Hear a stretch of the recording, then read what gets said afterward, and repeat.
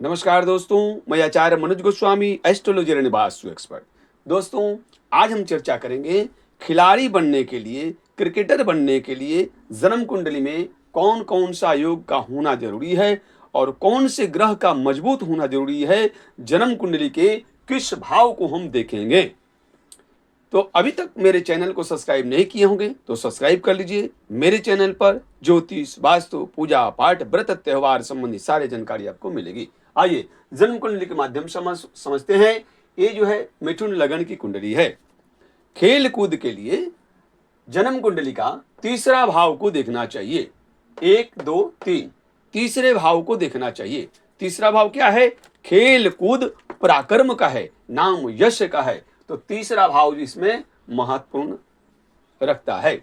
उसके बाद छठा भाव को देखना चाहिए। छठा भाव क्या है? प्रतियोगिता के लिए, कंपटीशन के लिए है। तो इसमें क्या है? दो पक्षों में कंपटीशन होता है, प्रतियोगी होता है। तो इसमें छठे भाव को भी हमको देखना चाहिए।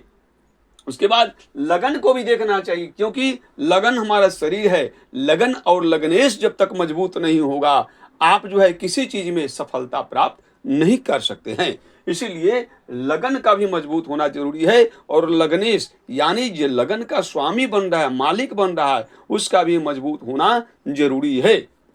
क्योंकि लगन क्या देता है? हमारा आत्मविश्वास, स्वास्थ्य, हेल्थ, ये सब जो है लगन देखता है। उसके बाद हम आते हैं दसम भाव। दसम भाव पर भी दृष्टि डालना चाहिए। क्यों? दसम भाव क्या है? कर्म का है, रोजी रोजगार का है। दसम भाव क्या चीज का हम काम करेंगे, क्या बिजनेस व्यापार करेंगे, ये हमारा दसम भाव डिक्लेयर करता है। अब हम आते हैं कि कौन से ग्रह का मजबूत होना जरूरी है। ग्रह में इसमें खेल कूद के लिए सबसे पहले जो है मंगल ग्रह को हम लेंगे। मंगल ग्रह को लेंगे। मंगल ग्रह जो एकदम मजबूत होना चाहिए। क्यों? कि मंगल साहस का प्रतीक है। मंगल साहस का प्रतीक है। मंगल ग्रह जो है साहसी ग्रह है, यानी ऊर्जा देता है, शक्ति देता है, साहस देता है। ये जो है मंगल है, मंगल सेनापति है। इसीलिए मंगल का मजबूत होना जरूरी है।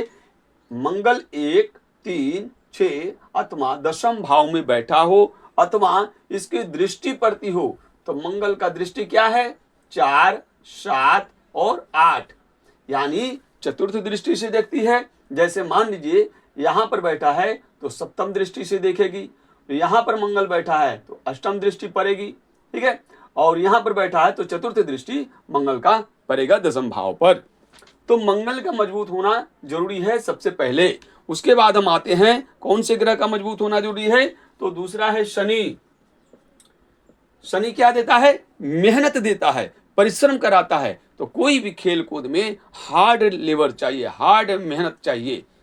तो इसलिए शनि ग्रह का भी इसमें मजबूत होना अथवा इस घर में मौजूद हो शनि अथवा उनकी दृष्टि हो, तो शनि का मजबूत होना भी जरूरी है। शनि का दृष्टि क्या है?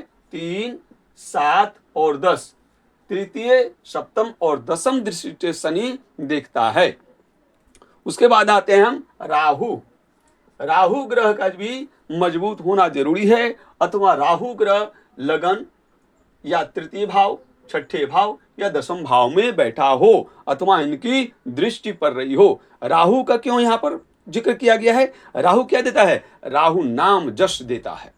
राहु नाम यश, जिसका राहु अच्छा है उसको नाम यश देखिएगा बहुत मिलता है। नेशनल, इंटरनेशनल लेवल पर वो प्रसिद्ध प्राप्त करता है। तो यह राहु देता है। उसके बाद आते हैं सूर्य। अच्छा, राहु का दृष्टि क्या है? 5, 7 और 9। 5, 7, 9 ये राहु का दृष्टि है। 5वें भाव, 7वें भाव और 9वें भाव पर दृष्टि डालता है। उसके बाद आते हैं सूर्य। सूर्य क्या है? सूर्य जो है आत्मा है, नेतृत्व करने की क्षमता रखता है। सरकारी सम्मान, मान सम्मान जो है कौन दिलाता है? ये सूर्य ही दिलाता है। आप नेशनल, इंटरनेशनल लेवल पर जब खेलेंगे तो आपको सरकार की तरफ से जो मेडल मिलता है वो जो है कौन दिलाता है? ये आपको सूर्य दिलाता है, ठीक है। सूर्य का दृष्टि क्या है? सप्तम दृष्टि, 7वीं दृष्टि से केवल सूर्य देखता है। तो जन्म कुंडली का प्रथम भाव मजबूत होना चाहिए, तृतीय भाव, छठा भाव और दसम भाव, इन भावों पर हमारा ध्यान जाना चाहिए। इनमें शुभ ग्रह बैठा हो, ये जो ग्रह हमने बताया है मंगल, शनि, राहु, सूर्य, ये बैठे हो अथवा इनकी दृष्टि इन भावों पर पड़ रही हो, तब जो है आप एक अच्छा खिलाड़ी बन सकते हैं। कब बने?